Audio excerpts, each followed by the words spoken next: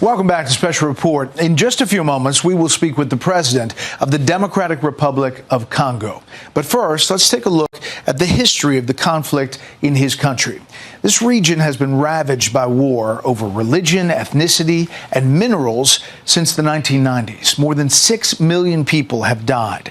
Now, the first conflict began amid the 1994 Rwandan genocide. It's when the Hutu extremists in Rwanda killed an estimated 1 million Tutsis and moderate Hutus, other groups.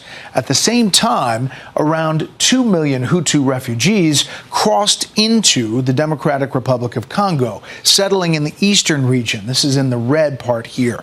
A small portion were extremists who began organizing militias, prompting the Tutsis to do the same. Now, sporadic fighting would take place, all in the early 2000s, when peace agreements were being negotiated. But that would bring the emergence of another group, M23. In 2012, the group took the strategic city of Goma, right here in the middle.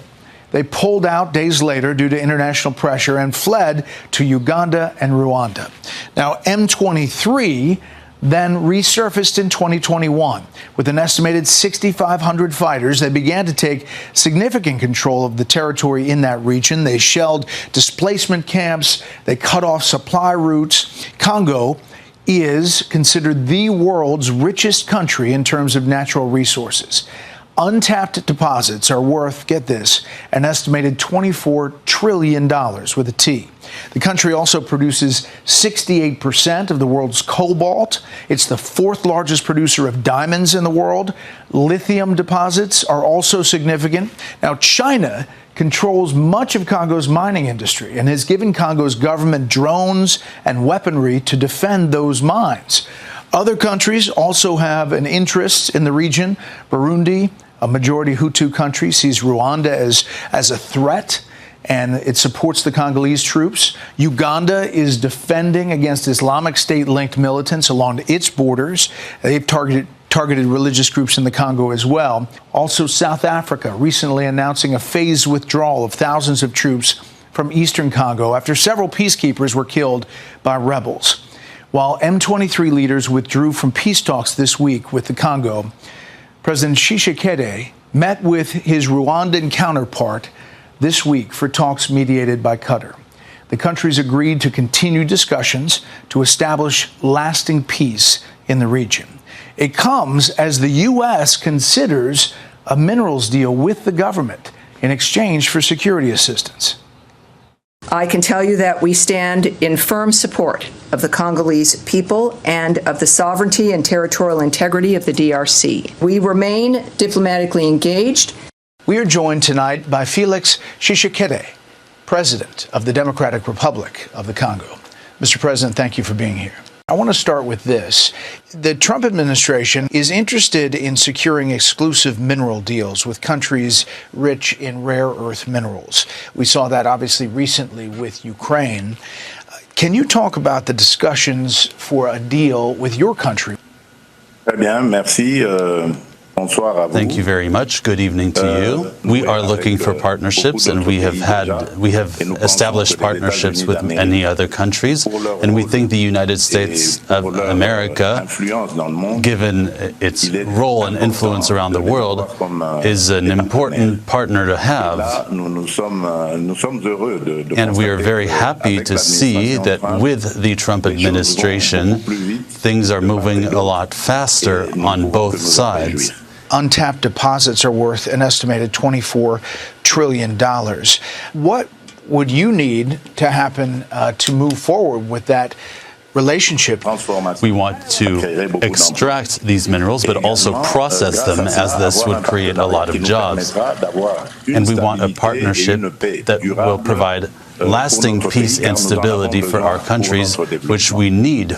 It's a dangerous place, the Congo. How would a U.S. company guarantee safety on the ground?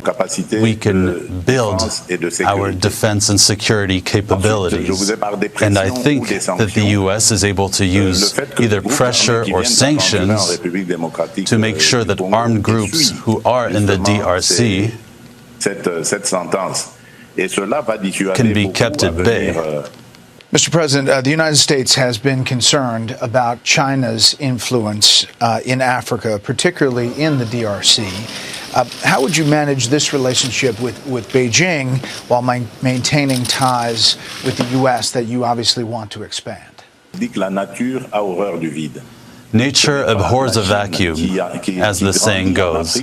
It's not that China is waxing in Africa. It's more that America is waning in Africa, and we would be very happy to have our American friends here who used to be more present than China in the 70s and 80s. How do you think a minerals deal, if it comes to fruition, would benefit Americans? Silicon Valley companies know exactly what I mean. And so I think this partnership will help these industries develop more and more innovative products.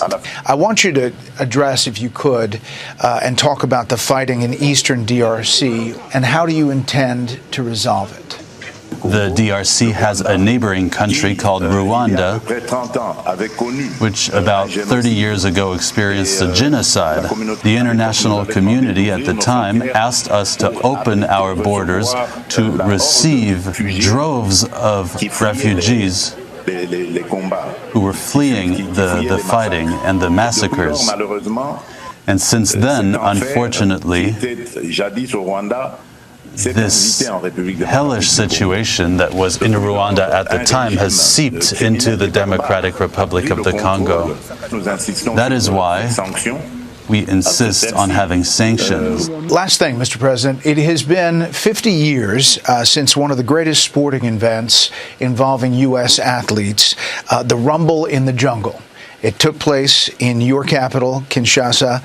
1 billion people watched Muhammad Ali, expected to lose, defeat George Foreman in that fight. Can you talk about the legacy of that fight for your country and the United States? Yes, of course. We still remember. This event really galvanized the people and had everybody's attention. They were training here. And every time they went somewhere, people knew about it. So we really experienced a boom thanks to that, this historic fight that really put our country on the map. We really have a lot to give. And all we ask is really for an opportunity to live in peace.